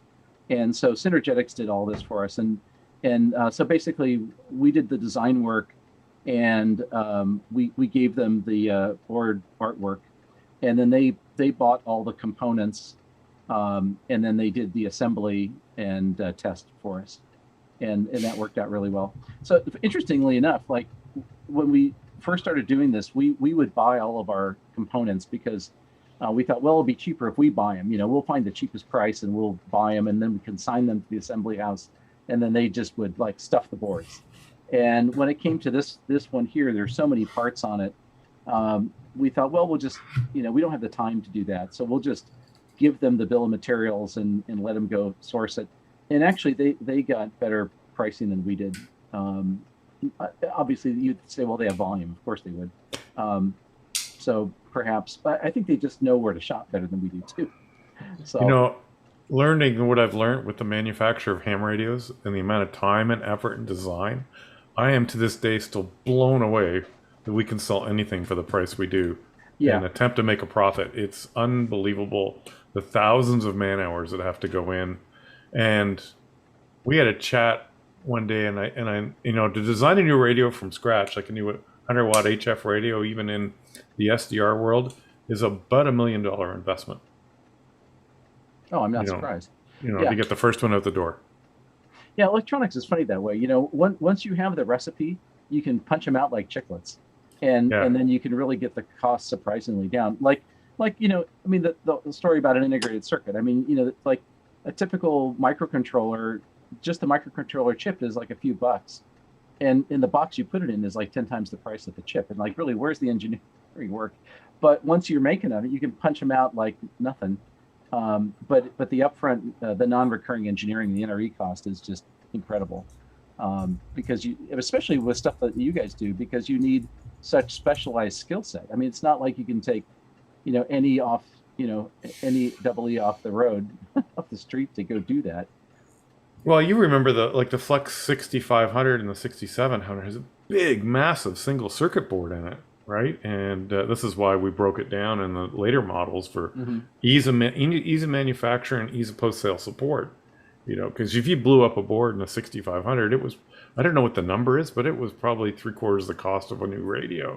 Yeah, that's one. I mean, we had the same thought here, like building these repeater controller things. I mean, Yep. realistically, you couldn't build an 8-port controller on a board that you would fit in a rack. I mean, it would be gigantic because there's 9 boards like this. So, I mean, just mechanically you have to break it up. But one of the big advantages by breaking it up is if you ever had a failure, then you can swap out 1/10 of it, not 100% of it. It's a lot cheaper. Fortunately, we haven't had any board failures, but we have had people have lightning strikes that have taken out like a chip or two, and then they just swap out a board. But the modularity, I mean, this is a real design conundrum that every system designer goes through, which is, do I stuff it all on one board and I get the cost down, or do I go modular, which is more expensive, but it gives me more options and upgradability and repairability? I mean, it's a classic trade-off. I'm about to PC manufacturers went through that years ago. Yeah. And one of the things we discovered along the way was these so-called upgradable PCs. But this is back, 286, 386 years, right? And they're beautifully made, lovely connectors, wonderful mean time to failures on them. Just super easy to service. Yeah, amazingly easy to service.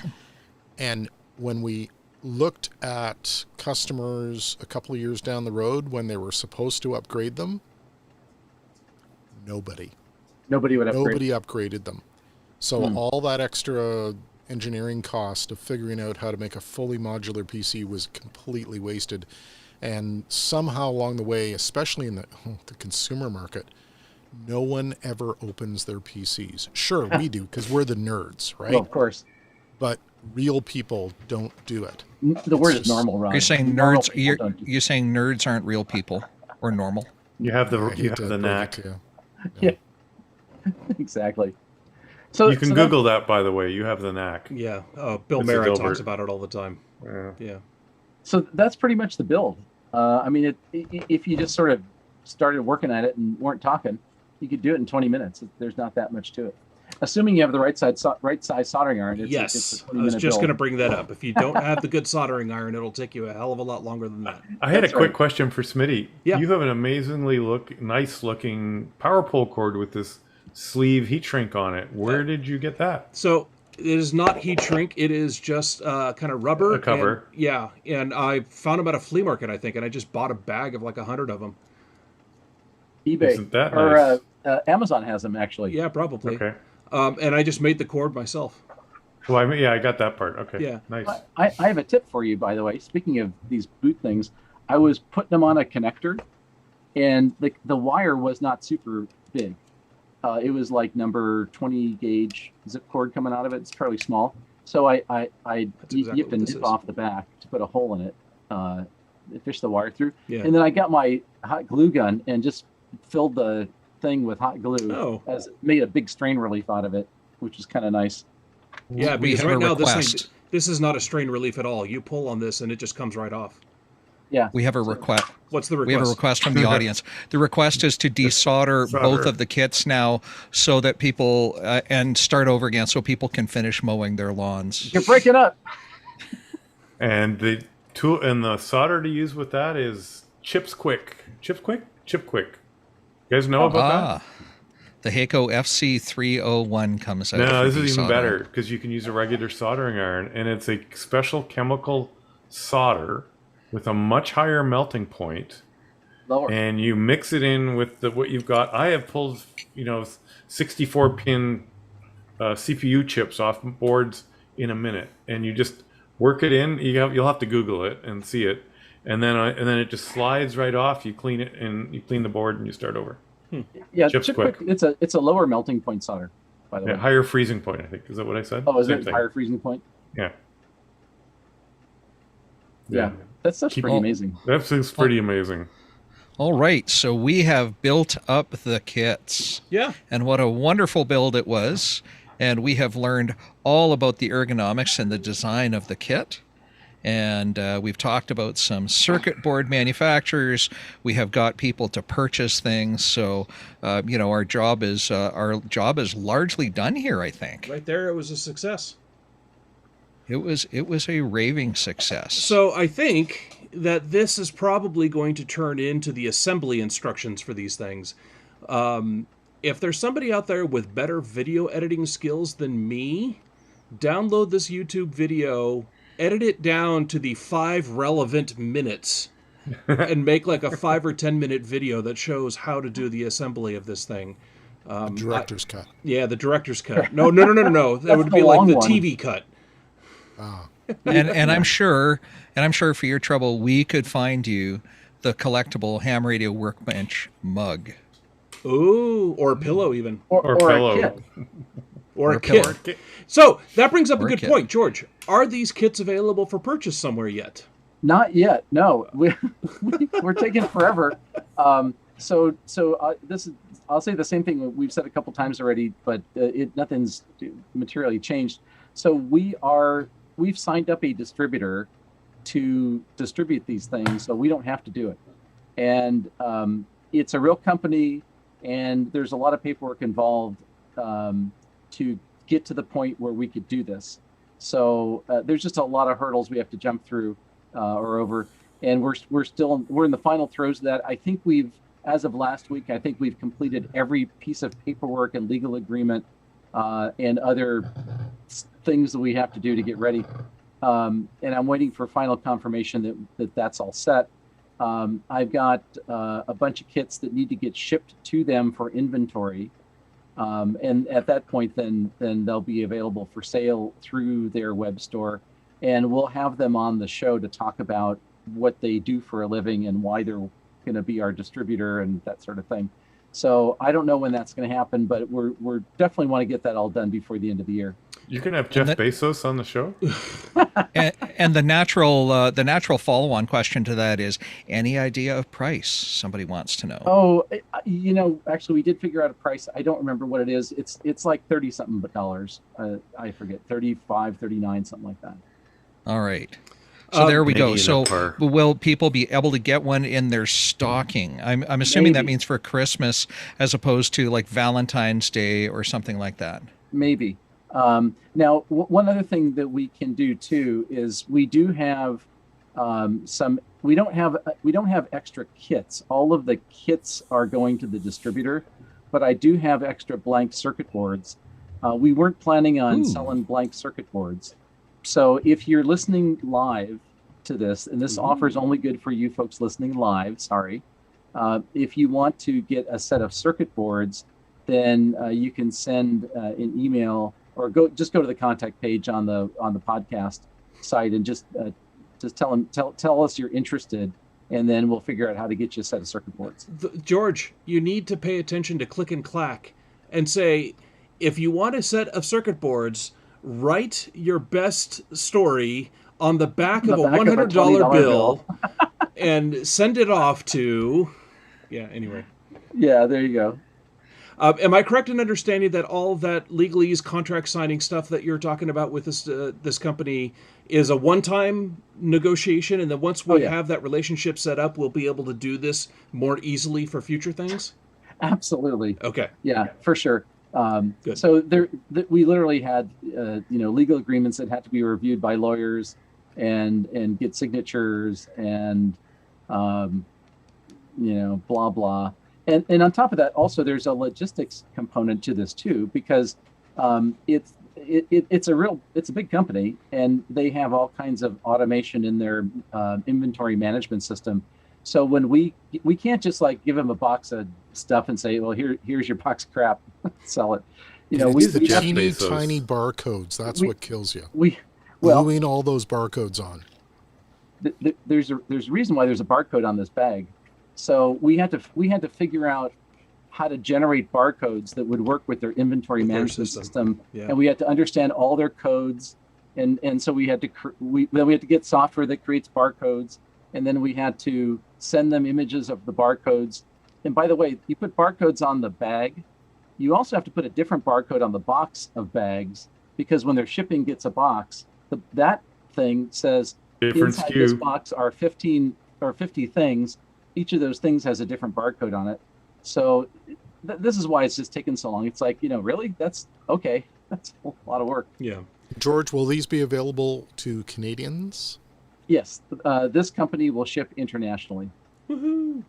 So I I like want to it. answer a couple of other questions that have come up in the chat room. Killer Spud, yes. Cut off all your T connectors and replace them all with Anderson power poles. Yes, yes. KS1G, they used to ask for 20s. Yeah, I'm just greedier than Click and Clack are. So I rounded up to 100. I mean, I suppose we'll send you one of the two boards if you send us a 50 instead.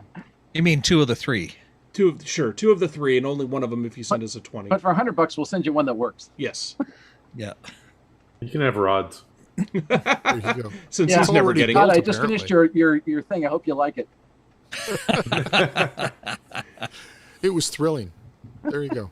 Well, that's great. All right. Well, what else do our viewers and listeners need to know about this project tonight, gentlemen? As far as I know, that's about it. I do have kind of a general question for people that are watching this, and that is, do you guys want to see more of this kind of stuff? Yeah. Whether it's building something or designing something or testing something or showing something, should we be doing more of this? We've talked, as over the years, Jeremy and I talked about the podcast being an audio podcast, and while all the cool kids are making YouTube channels, we stuck with an audio podcast because we like the format better for the kind of stuff we wanted to do, and all that.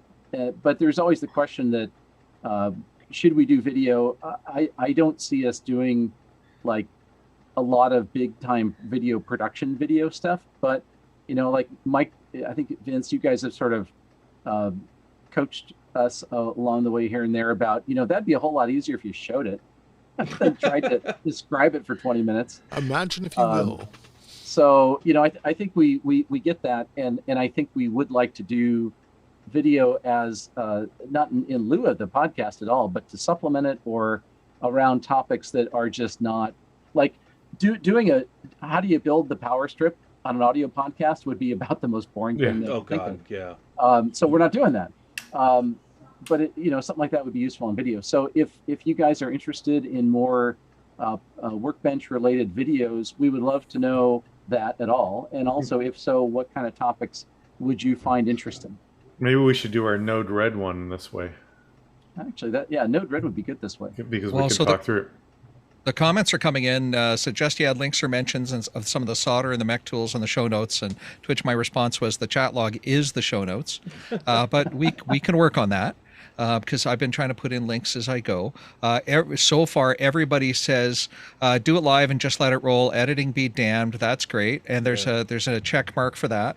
But all around, yes, people say that when they made a night out of it, they got dressed up in their rented tux and they bought a really expensive microwave dinner. They would like to see more of these. So we thank you for that feedback. Marty. Yep, absolutely.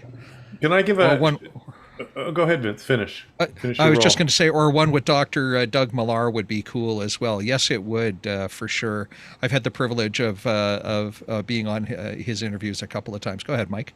So actually, two things. Based on the podcast, I have ordered the SDR Duo, because we talked about diversity reception. Diversity reception. Because I wanted the two SCU version of that to go play with. So that's coming.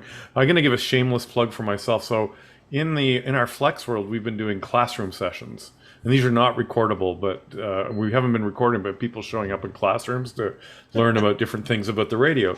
But I am doing one next Wednesday, and if you think it's a good idea, I'll drop in the link that you can go register for it, on the super basics of understanding Ethernet communications, because my push is to get away from RS-232. So what is an IP address? What is a port? What is a subnet? If you can answer those questions, this is not for you.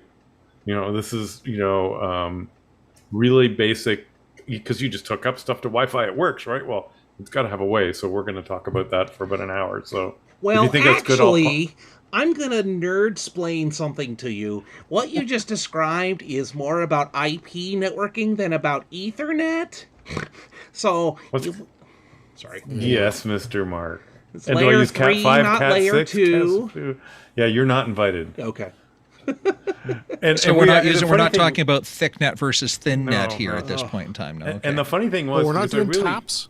Oh, no, come on! I wanted to spin this off as, and I was going to invite one of the other guys to join me, and I was actually really worried about just all of a sudden dropping into a rat hole, right in the eyes, and somebody pulling a mark on the, and the eyes glazing over, and then I've lost them. So I'm trying to come up with a really simple way to deliver this, trying to maybe compare it to a plain old telephone system, which we, people our age would understand.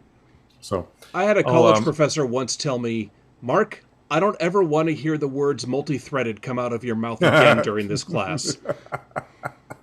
I get that student. Yeah. Hey, we've got I'll drop the registration if you guys are okay with that into the show notes. Yeah, it sounds good. Yeah. Sorry, we got a comment about doing this for an analog discovery workshop. Oh yeah. That sounds like great fun. Let's do it. I was just using. In fact, we might be able. I wonder if we can get a special guest in for that one. Oh, I bet we could get a special guest in. Absolutely. Sure should love to do it. Yeah, actually, that would lend itself extremely well to video because we could, since all the user interface is all Windows software, we can just stream the image coming off the PC, and that would be great. And it's Linux software as well. And it's Linux software. Yep. It's even Mac software. Yep. I love Waveforms. Waveforms is great. Yeah, absolutely. Well, we have several votes for the analog discovery, so that's great. Funny thing is that there's lots of those USB connected oscilloscopes out there, but the software is so good with the analog discovery. That's what really makes it. The hardware is good, but it's really the software. I used to have one of those USB connected oscilloscopes until I discovered the hard truth about grounding and 120 volts, and the magic smoke let out, and I can confirm it's very hard to put it back in. Yeah, so, it is. Yeah, that was a bad mistake that day, but I'm really glad I only smoked a flea market $50 student USB oscilloscope rather than a really good one. I'm still looking for the link. Yep. All right. We're working on it. So keep talking for a minute until I get the... Well, gentlemen, what else do we want to know from our audience, seeing as we have some folks here that are giving us some great feedback, almost 50 viewers, I might add. What I'm seeing is a lot of people saying, keep doing the podcast, I like the podcast, but these kinds of, forget it, we're going live, kind of, no post-processing, no script writing, no show notes, just turn on the live stream and do a thing kind of stuff. Sounds like it would be well received by at least part of our listenership. The insomniacs amongst us. Yeah. There it is. So it's in the notes or in the chat. It's a Google form. It's sort of Flex Radio based, but don't let that scare you away because I'm not even really going into anything to do with the radio at all. So we'd appreciate you jumping in. Oh, Fetch872 wants to ask what's up with the flowers on your collars. Can one of the Canadians please explain that? Sure, let me go into that. November 11th up here in Canada is Remembrance Day, which is our time to reflect on initially the First World War and the armistice from that on the 11th hour of the 11th day. So for the time 2 weeks prior to November 11th, we wear the poppies as recognition of veterans and those who gave their lives. And I have pasted a link to the relevant poem from John McCrae in Flanders Fields into the chat. Thank you. I heard you guys talking about Remembrance Day, but I didn't know what it was. That's good. It's the equivalent of, I believe it's the equivalent of Veterans Day. Mm-hmm. November the 11th, right? So Veterans Day in the States is for people who are still alive, did not lose their life in war. Memorial Day is for people we lost in war. So I'm not sure which Remembrance Day is more targeted for, if one or the other. You guys are stretching this to a 3-hour show, right? Yeah, well, we're pretty good at that, Mike. Yeah, we are. Kind of good. Yeah, we are pretty good at that, but we're not at 3 hours yet. We're not even at 2 hours yet. We're not even at 2. Well, things seem to go faster on video. I know. Well, so here I am. I'm kind of asking the questions, trying to figure out, normally we have a script, and normally we know what we're going to talk about, and there's kind of flow to things. And tonight we're kind of winging it, and we appreciate you guys coming along for the ride. And so I just wanted to know from the crew if we had any more questions we wanted to ask the audience this evening. Let's just talk about ferrites for a while. Okay. For another 4 hours. There we go. DMR. I tried, guys. I really tried. Yeah. Okay. Well, maybe we I hit think we wrap it. It's over when it's over. All right. I think so too. So, any final words? Let me ask and go around, and we'll start with Smitty, the man behind OBS Studio, who put all the video production together tonight. Thank you for that. I literally had to go Google a few things on how to get everybody in their spots on the OBS screen. I don't have any backgrounds or overlays or anything like that, so I'm not one of the cool kids on YouTube or Twitch yet, but if we keep doing these sorts of things, which I think we will, we may get a little fancier, or we may just stay the way it is. Who knows? But all right. Thank you all for watching. You obviously know where my YouTube... Oh, that's something we should mention. We did make a Ham Radio Workbench YouTube channel today. Right. But unfortunately, we made it today, and it has to exist for at least 24 hours before YouTube will let you do a live stream. To a preventive use. What did I say? So you can have it immediately, just not right now. Just not right now. So that's marketing for you. Yeah, tonight's live stream was done on my YouTube channel, but in the future we will be doing this on the Ham Radio Workbench YouTube channel. So go subscribe to that channel. Just search for Ham Radio Workbench, right? I think will be enough to find it. I'll put a special notice on the Ham Radio Workbench website. Yeah. So you can find it there. Because I think until we start posting videos on it, it's hard to find it in YouTube itself. Yeah, probably. Yeah. So I'll put it on the website. So this is like the page. pilot show? Sure. This is the pilot. This is the pilot show. There we go. This is season 0 certain pilot. characters may not be back. They may get canceled. The network may tweak the format of the show. May get recast. So if I'm replaced by, I don't know, a 25-year-old young lady, then, that was just scripting. What can we say? I didn't test well when they did the surveys. It was the lighting. It was the lighting. It had to be. Yeah, I blame that. Too much shine on the top. I have that problem myself. George, any final comments for this evening, please? No, this is just a load of fun.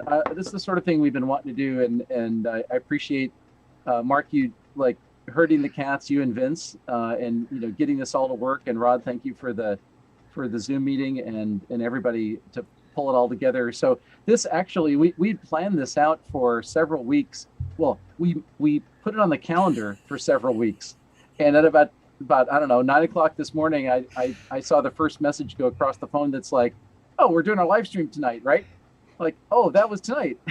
So, where are we going to stream it? There was a flurry of. Thank God there was a flurry of activity. Yep. Everybody used to be the AV operator in high school. Otherwise, this never would have happened. So it did typify that 90% of the effort happens in the last 10% of the available time. Yeah, well, that's like a little motivation. The second 90%. And that's would love to get the feedback to figure out if we should do more of this stuff. It's really fun. Well, yeah, send us your comments via the contact us on the hamradioworkbench.com website. Mike, any final comments this evening? No, I think I'm good, but have a good weekend, everybody. All right. Mr. Rod, any final comments this evening? I will add one thing, and I'm going to sound horribly like a YouTuber when I say this. Oh, no. But be sure to like or subscribe to the channel and hit the like and hit the alarm and every bloody button you can press. On the new channel. Please press on the new channel, that we come to the attention of the algorithm, as they say. I mean, go ahead and like and subscribe on my channel too if you want. I'm not going to say I'm not going to kick you out. Hey, and that actually helps us get a better URL too as we get our numbers up, and then we don't have to be some horribly convoluted URL. We can actually just post it as maybe Ham Radio Workbench or whatever we decide when we go to rename this thing. But thank you. This has been the best episode ever for me, because I did almost nothing. Nothing. I thought because it's the only one we've done. You and I both. Well, it also makes it the best one, yes. So thank you, folks, and it's been a blast. We got to do more. Yeah. All right. Well, right. ladies and gentlemen, thank you for coming out this evening on behalf of everybody here at the Ham Radio Workbench. 73. 73. 7-3. Be good humans, everybody. All right, now's that awkward time where we've all said goodbye, and then I have to get up and go to the other computer. Mark has to get up, go to the other computer to click the stop streaming But this is button. when you have This the is YouTube stream. this is when we have some you learn to outtakes. edit the heads Potty and Mouth tails. comes out, Yeah. and we have to wait until the stream stops before Potty Mouth can come out. That's right. That's how that works. All right, so it's one of these buttons. End stream. All right. End See y'all. stream, Thank yes. you so much. Bye-bye.